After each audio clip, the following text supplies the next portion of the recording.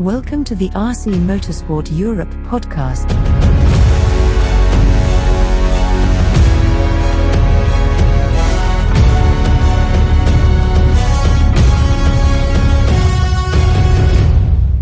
Hey there.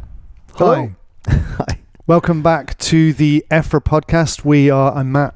This is Frank from RC Racing TV. We are EFRA media partner, and we are producing a series of podcasts ahead of the AGM, looking at, you may have already seen the event's hosts that's already been chosen. Hopefully you've seen them, because there's some biggies in there. There's some biggies in there, lots of decisions to be made for the 2026 season, how you can get involved. And now we're going to look at some of the proposals and how the AGM works, from the general meeting through to all the section meetings. And we're going to take a kind of a whistle-stop tour and look at a few that stood out to Frank, just kind of perked our interest. There's a myriad of things in there. It's going to be an incredibly busy AGM.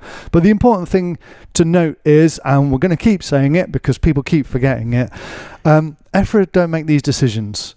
These decisions are made by the federations voting, and the federations act on your behalf. So EFRA don't make these decisions.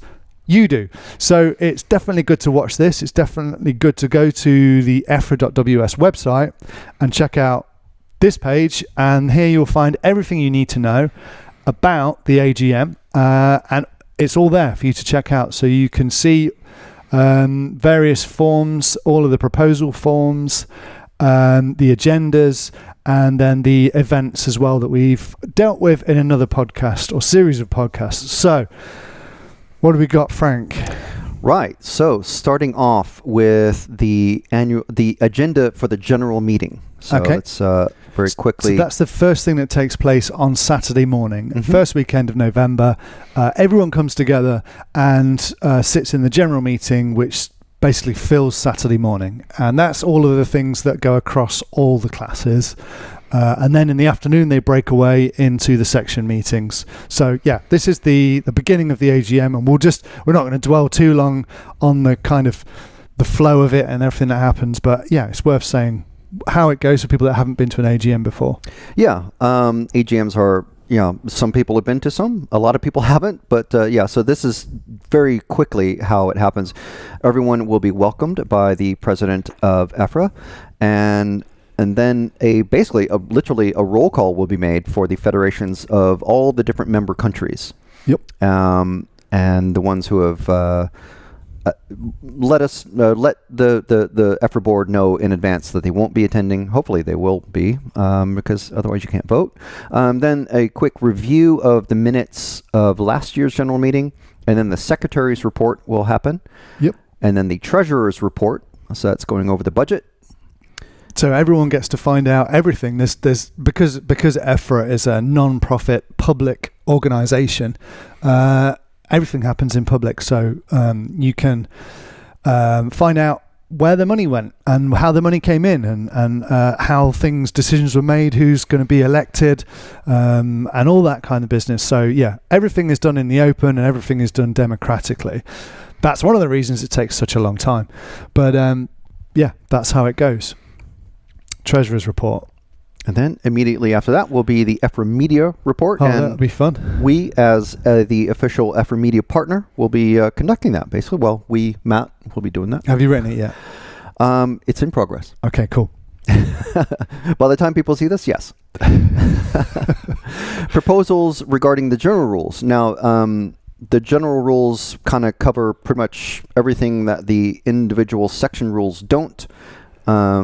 So we will not be going through each and every one of these, and even the ones that we do highlight, such as this one here, 4.1.A. We won't go into reading what the current rule says, and going through. I mean, look how long that rule is itself, and then this is the proposed rule, and then the changes. So the changes are all going to be in red. But basically, this one, in general, luckily, this one has some remarks. Most of these do have remarks, but it basically says, this proposal is made to give the chairman full powers and full responsibility over his section in order to avoid races on tracks that are not up to the prestige of EFRA, as has happened in recent years, and to try to fill the gap that has been created with other event organizers. And you can see who has proposed this. This has been proposed by the Italian Federation of of AMSHI. And then here is the this will be recorded by the chairman of this the secretary. The secretary, in this case the secretary, of whether it has been seconded, not seconded, and whether it has been passed, and whether it was with. So every vote is put through this process, every proposal is put through this process, and then in order, whoever's made it will maybe say a few words, it will get read out, and then there'll be some questions, and then they will ask if any of the federations, only federations would like to second, also is in favour. And then if no one seconds it, it's just put to bed and they forget all about it. If someone seconds it, then a federation will go, we second that, and then it will go to the vote. So seconding it doesn't get it through, but then the vote happens. So it gets past that stage, then it gets voted on, fors and against. And then I think we can see that's it where could be passed unanimously. People can abstain as well. So if a federation don't feel like their members have given them enough information as to whether to go yay or nay, which could be the case. Like, if you haven't talked to your federation about something like this and they don't know whether this is, relevant or not to a federation, then they could abstain. Or they could go, I know that the people in my federation would definitely want this or definitely not want this. I mean, a lot of these proposals are based on common sense. Sometimes they're actually just to clean up wording that's been in there for many years and actually doesn't read right. So sometimes we'll see that with many of these proposals. Yeah, and we won't dig into those because that's boring. But it does have to happen. Like, even just to correct the wording of a rule, because it's a democratic organisation, they can't just go, we'll change how it. No, you can't do that. Yeah. It has to be voted on in this way. And even if it's something, we'll see. I'll try to find the example later on when we get to that section. There are some where a particular part hasn't been used for years in a particular class. They can't just delete it. It has to be voted on to be removed from the handbook. Yeah. So, and sometimes it becomes obvious. This is a common sense one, and everyone will just go, go on, let's move on. Okay, fine. That makes sense. Yeah. I'll second it. Everyone goes, and then it's just dealt with. But there'll be strong, heated opinions, fors and against. Big discussions. There'll be some where people feel like they're not ready for this yet. Like, okay, we're going to abstain because we think this should come back next year. Or there could be feedback saying, go away, start a working group, or put some more meat on the bone of this idea and maybe come back next year and do it different. And when people go, why don't EFRA just change overnight? This is one of the reasons.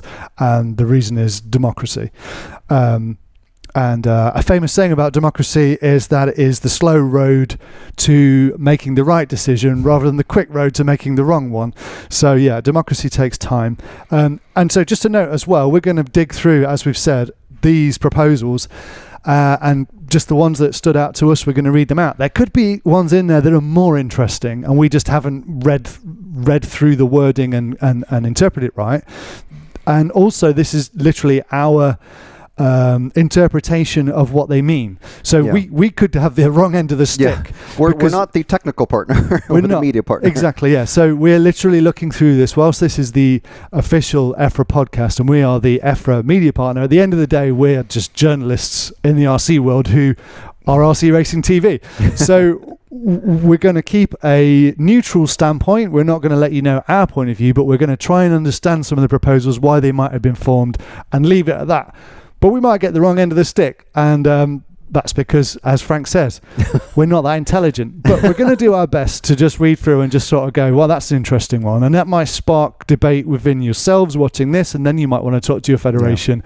And that's how we might help more people get involved in the AGM and more people help have decisions made in the way that the wider racing community want them to be. Yeah, and also hopefully this helps you understand why these decisions seem to take a while and what it takes to actually get a rule pushed through or start forming or something like that, and how these rules sometimes have been in place for some number of years and why it takes a little while to change. So and the other thing is like so many times changes have been made and there's an absolute uproar.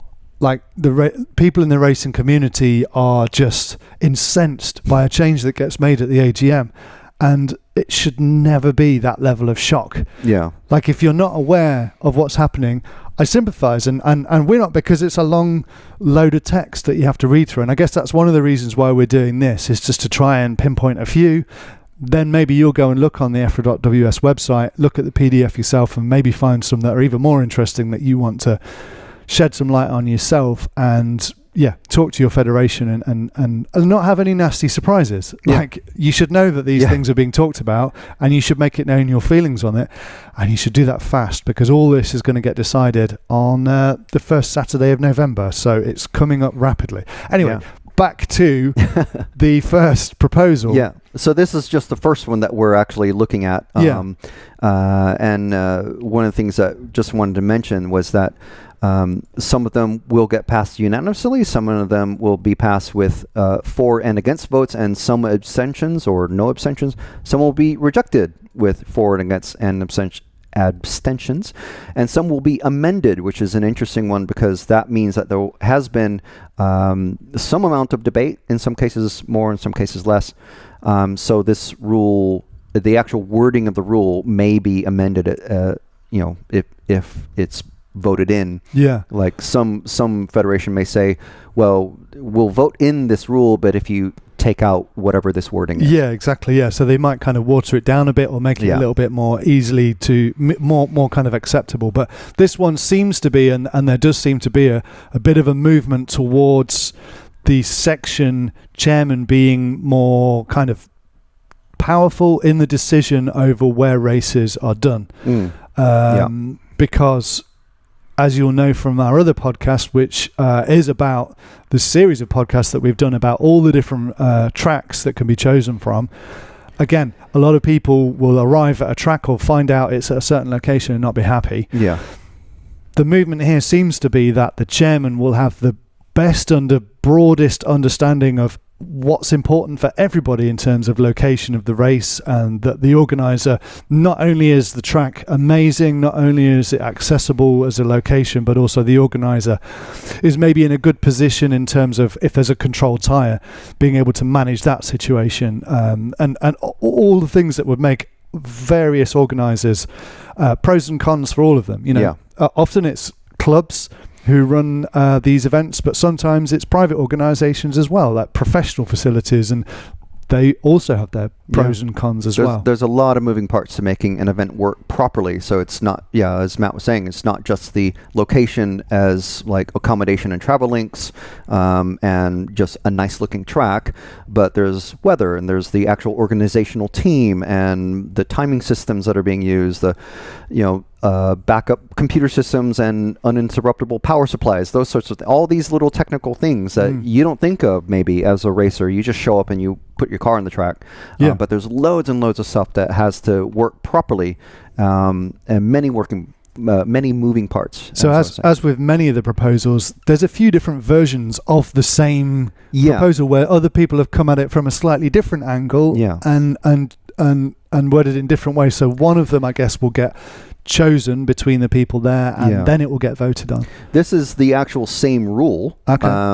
And a proposal, but basically the wording is the section chairman has overall authority at EFRA European Championship events.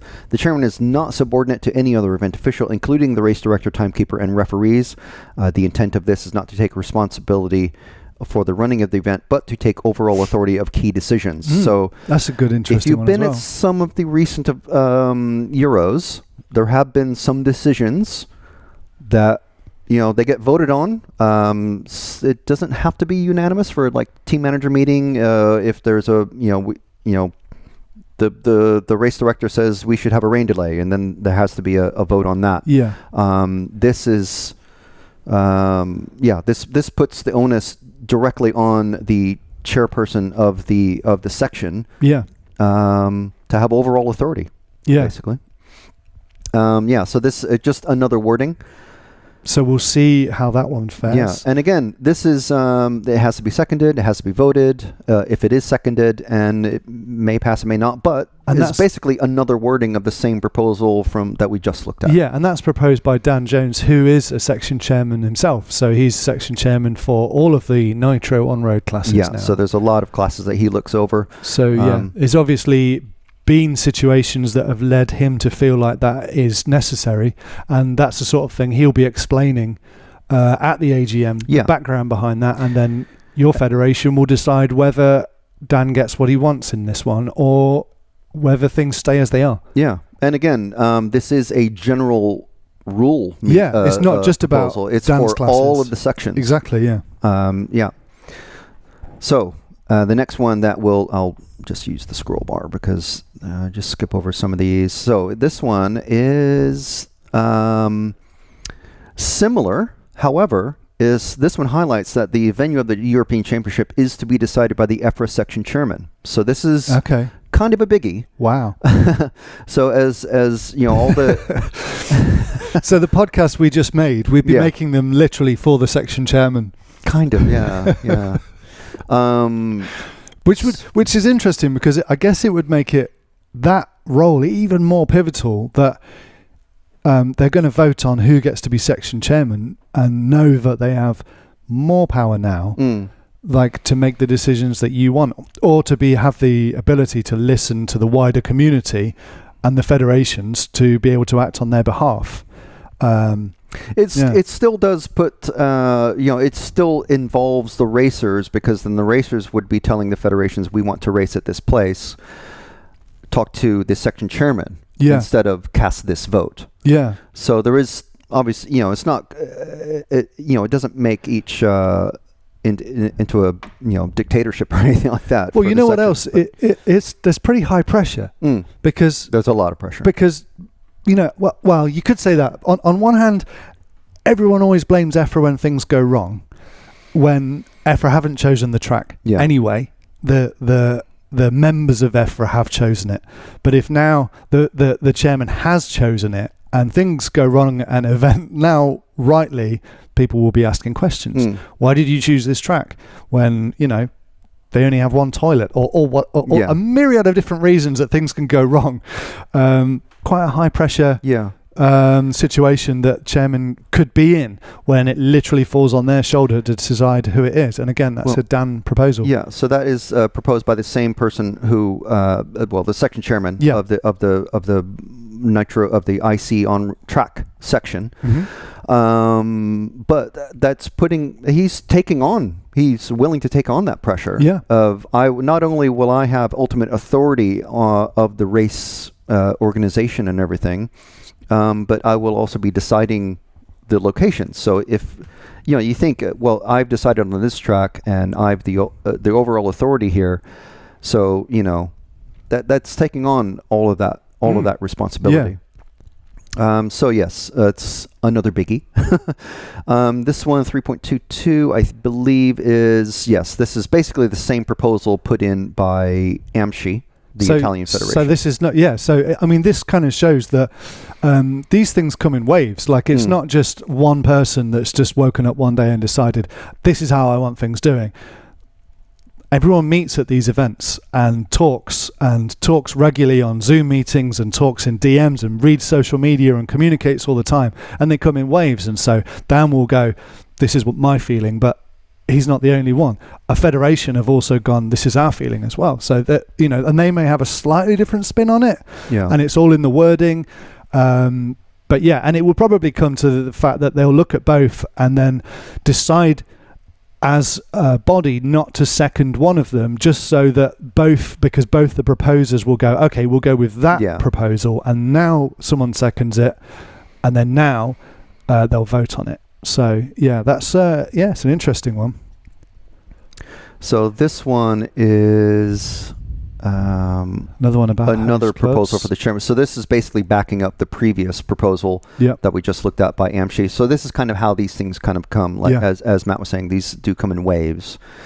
The next one, there's a lot of budgetary ones here. So basically, as we're all aware, fuel prices, hotel prices, flight prices, they've all gone up. So it's a bit of adjustment there. So these are the kinds of things that we're skipping over, but we're looking at just kind of the biggies. Yeah. So this is an interesting one. As we saw earlier, and you can see in the remarks here, some large-scale events outside of EFRA in Europe often are not viable and get cancelled, such as Sydney in this year, 2024. So this one is saying, amending this rule that only applies to large-scale off-road to say if EFMAR does not hold a large-scale world championship in any year, then drivers from other blocks within IFMAR and EFRA, EFRA non-section member federations can apply directly to EFRA registration to basically race in the large-scale Euros. Cool. So whether it's on-road or off-road. So at the moment, we have seen this because our friend of the show, Callan Gunn, we regularly see him make the trip from Australia to race in the Euros. Yep. Because there is no world championship for large-scale off-road. But so this proposal from the large-scale section chairman, Ian Audie, is suggesting that open that up to on-road as well. Which is cool. Like from one hand, it's great for the wider community who wanted to race at the Worlds, who aren't Europeans, and they wanted to race at the Worlds, and now the Worlds has been cancelled. They still have a race to go to. They can come to Europe and race, and arguably, in off-road at least, I think Europe is kind of like that's the only place that does it, really. Exactly, yeah. So that's good, but then you could also argue that some European drivers may no longer get a place in the Euros because, they're often oversubscribed, and they might even, they might find that it's even harder to get a place in the Euros because now they also have Australian, Asian, American, people from Femcar, Raw, etc., wanting to race. It does. That's why he has added this in here as well. So up to the 1st of February, prior to the event, the EFRA member federations, because EFRA will be organizing it. Or setting it up. The EFRA member federations do get priority. Okay, so EFRA. There you go. Okay, fine. So he's worded that in there. So he aware of that thinking, and that is in there. So obviously it's a proposal. It has to be voted on. This is a general meeting. We're not sure exactly why it's in the general meeting and not in the large scale section meeting, but there it is. It's probably because I think because IFMAR, it involves it's at that level. IFMAR, it's a higher level than just a section, even though it only relates to one section.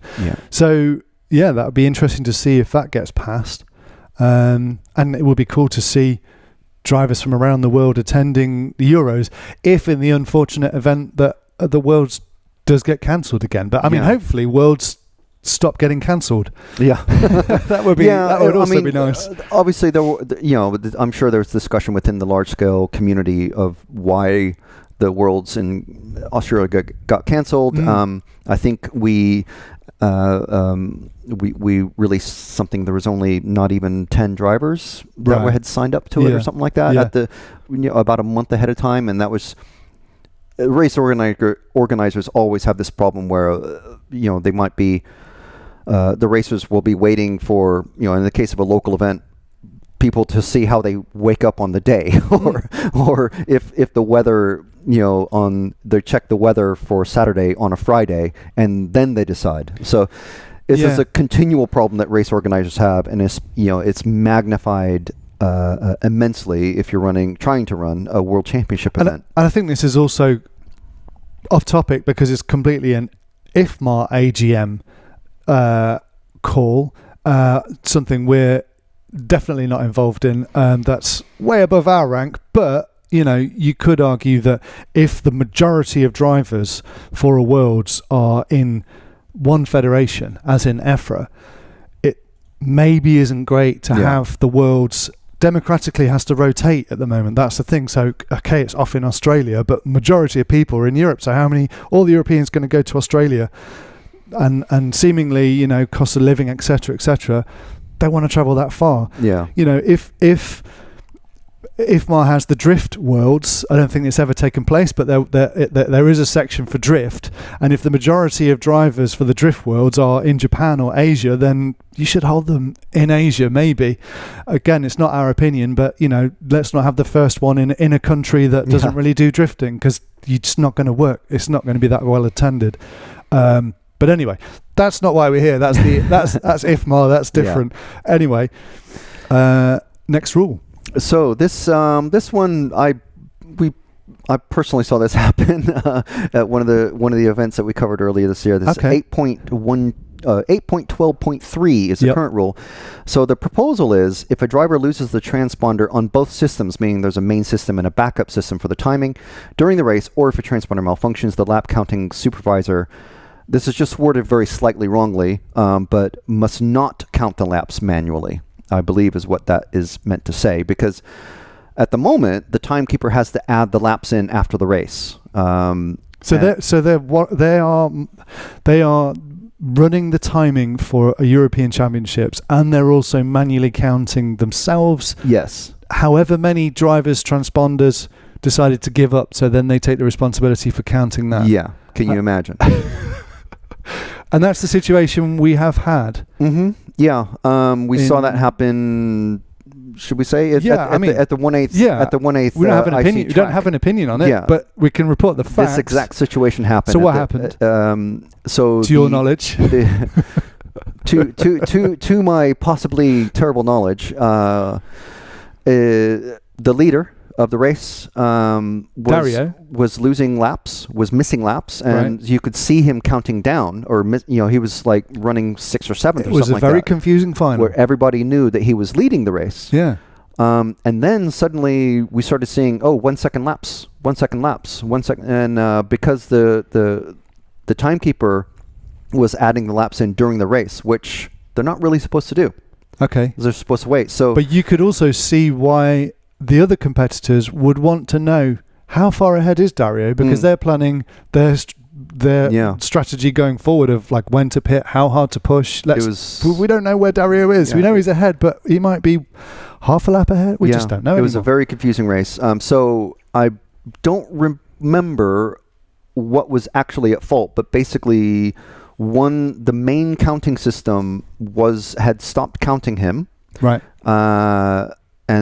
But the backup system was counting him, showing it properly, but that's not what was visible on the live timing and in the pits timing. That's all the mechanics can see, and in the paddock area where all the pit tables are. Mm-hmm.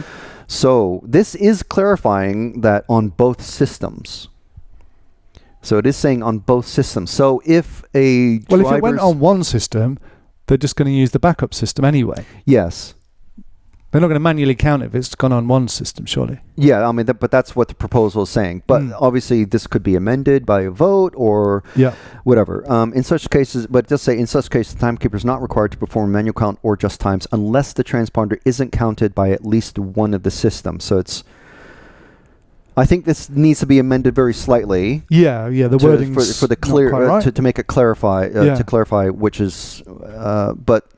Yeah, there was some major confusion, but in the case that you were saying that we're talking about, the main system is what was showing in the pits and the pit lane, but no one knew what the backup system was saying, so they were confused. Okay. Regardless, but the timekeeper in that event is not supposed to, as far as what I was told at the time, the timekeeper is not supposed to be adjusting during the race. Okay. And so the essence of this is, and in that case, it would have been Dario's transponder is not clocking laps. Mm-hmm. Sorry. Yeah.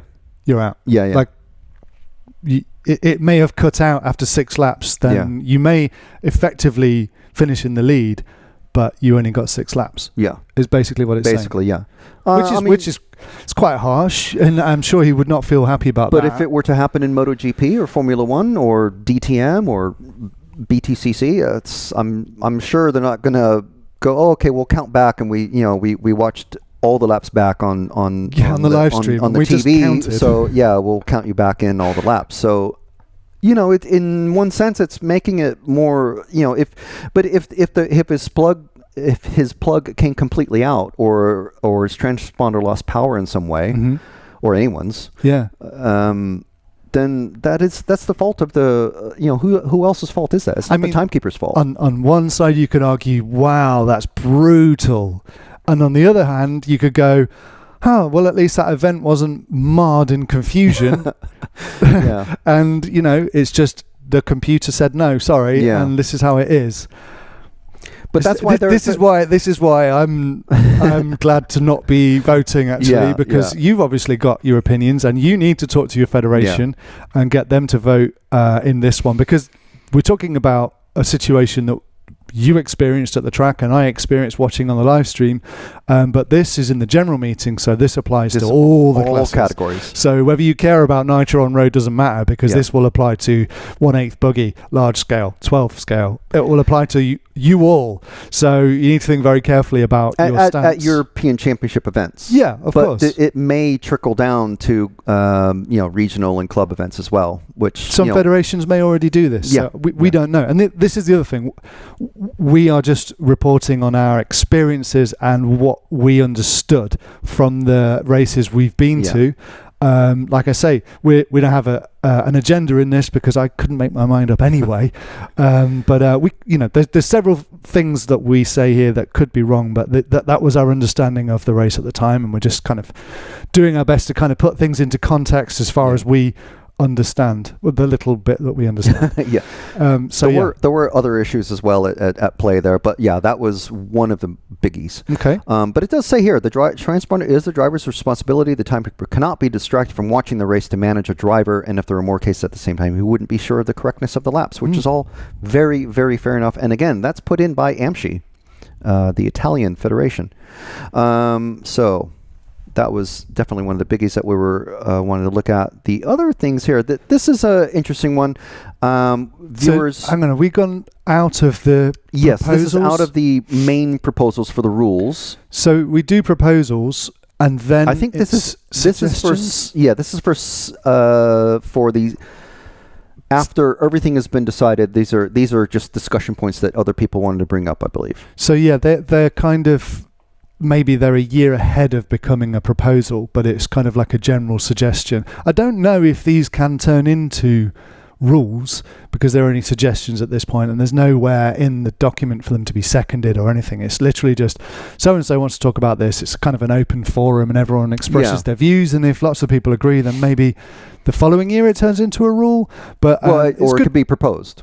It could be proposed to then be voted and seconded and then voted for next year's AGM, because we're already well past the deadline for this year's AGM. So whilst these things may be a bit more out there, or maybe a bit less likely to actually happen in the immediate future, they are kind of in the air, so to speak. Someone's putting it out there for discussion. So this I thought was an interesting one. Again, as a viewer of MotoGP and F1. So this is a suggestion to basically, as I understand it, to not have just the stop and go penalty. So what this is to define further penalties which can be given during the race, so every driver has a chance to fight back into position. And the examples that they give is from the DTM. A zone out of the ideal, where the driver needs to make a stop and go for 1, 3, 5, 10 seconds, or an offline driving line where he loses time. So this would be like the long lap penalty in MotoGP, or maybe a joker lap like in World Rallycross. And obviously this area must be defined prior to the event. It's basically, instead of just a drive-through or a stop and go, it basically adds extra. That was you took out second place as they were coming through. You don't have just a stop and go. You have to stop for 10 seconds. Something like that. Or various other examples. One of my favorite stop and go / drive through experiences that I saw was at a Nitro Buggy event, where they were ordered to basically do a stop and go in the pit lane. So you drive into the pit lane, you're supposed to stop in front of your mechanic and then continue driving, and the referee goes stop, and then you go, which is in itself, that's a fairly undefined amount of time. So where is the rigidity? But what happened at this event is the driver came through the pit lane and drove very slowly and continued and went back out again. And the referee was like, you didn't stop, go again. That's not a stop and go. That's not a stop and go. But here's the bit. It was a wet event and the pit lane was very greasy. So he's like, okay, comes back in, hits the brakes and travels through the pit lane faster than when he did the drive-through, because when you hit the brakes, you've got it literally just skidded faster than when he drove and then carried on. So the stop and go was actually quicker than a slow drive-through. But I suppose if they're saying like your mechanic needs to pick up the car and then a stopwatch will start and then we'll count to 3 and then go again. I mean, at least all stop and goes are the same at that point. Yeah. This up for suggestion on this one as well is that there must be more than one referee, minimum 2 or 3, especially for the final runs, and they must be connected by radio, which I think they're connected by radio already. I'm not sure. Yeah, they are. But so and again in the 1/8 IC track final, we did see a stop and go situation happen and develop, and that was one of the things that was. Oh yeah, there was another one. Yeah. So again, up for discussion. Yeah. And it's out there, so it's a possibility. Personally, I think that's kind of good, but then how are you going to make, now tracks have to put in a long loop, for the longer penalty lap. I think a variable length stop and go is probably an easier thing to manage for a track, but we'll see how that happens. So the next suggestion that's up, and there's others, but the next one up is for media coverage. So this one is brought up by AECAR, which is the Spanish Federation. And hopefully you watch this. The Euro B 1/8 buggy in Sachs and the IFMAR WC in Radovan this year. We did RCTV. Worked with various organizations to provide extra depth of media coverage. So they are suggesting creating a working group or commission to study ways of cooperation between EFRA and the various national federations. Yeah, and that's a good thing, because that shows more federations are taking seriously live streaming, and more federations are doing international level live streams for their nationals, and they're proving that they can do a higher standard of live coverage because that's what their viewers demand. We've seen that with AECAR doing their nationals, doing the B Euros, and we were very happy to work with them from this studio to do the B Euros with Lefty also joining us, and we had a great time. And that is just a sign of progress, I think. It's how it should be, and more cooperation is the key as well. So that's a good working group that's going to lead to more spreading out of the work. Environmentally, let's use, for sake of argument, Spanish camera operator in Spain who's been filming RC all season at the Nationals, come and film RC for the Euros. Absolutely makes sense. If you are experienced in covering RC, let's not just get, and again, so this starts to be my opinion, but I would suggest let's not just get any camera person who's local. Let's use experienced people, but experienced RC people. RC media people. It is a specialty. Local to the event, and it absolutely is a specialty, and who have been seen doing nationals, and the coverage is good, then let's work together and find ways to do international coverage using local media teams. Absolutely. Check out EFRA.ws for more info about RC motorsport in Europe.